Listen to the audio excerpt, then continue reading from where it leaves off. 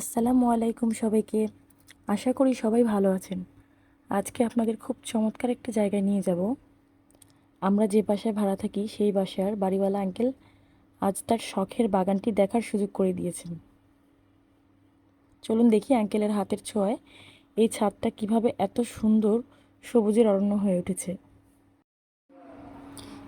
প্রথমে আমরা দেখতে পাই সাজনা গাছ, তারপর দেখলাম ধুন্দুল গাছ,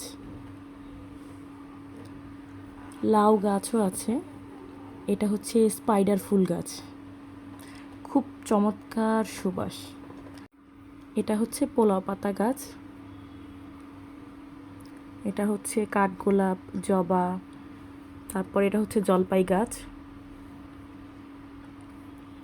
এটা হচ্ছে ডালিম গাছ, এখানে থানকুনি পাতা, তারপর এটা হচ্ছে করমচা গাছ, থানকুনি পাতা, তুলসী পাতাও আছে সাথে।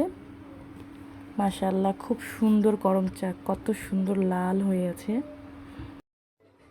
টবে অ্যালোভেরা গাছ, এখানে একটি আম গাছ দেখতে পাচ্ছি, এখানে আরও একটি ডালিম গাছ। ডালিম গাছের ফুলগুলো না জবা ফুলের মতো দেখতে। এটা মেহেদি গাছ। এই আম গাছে মাশাআল্লাহ অনেকগুলো আম হয়েছে। প্রতি বছরই এই আম গাছটিতে অনেক আম হয়। মাশাআল্লাহ, এই আম গাছটি অনেক বড়। যান্ত্রিক শহরে একটু সবুজের ছোঁয়া মানে অনেক প্রশান্তি। এখানে একটি টবের মধ্যে অ্যালোভেরা, থানকুনি পাতা, তারপর এখানে একটি ডাটা গাছ দেখতে পাচ্ছি। ডাটা গাছ আরও কয়েকটি আছে। এটা একটা লিচু গাছ, এটা হচ্ছে আমড়া গাছ। মাশাআল্লাহ, ছোট ছোট আমড়াও হয়েছে। এটা একটা লেবু গাছ, এখানে থানকুনি পাতাও আছে। এটা হচ্ছে লাল পেয়ারা গাছ, পাশে আরও একটি লেবু গাছ আছে। থানকুনি পাতা অনেকগুলো দেখতে পাচ্ছি। এটা হচ্ছে ড্রাগন ফলের গাছ। মাশাআল্লাহ, আঙ্কেল অনেক গাছ বুনেছে। এটা কাটলিচু গাছ।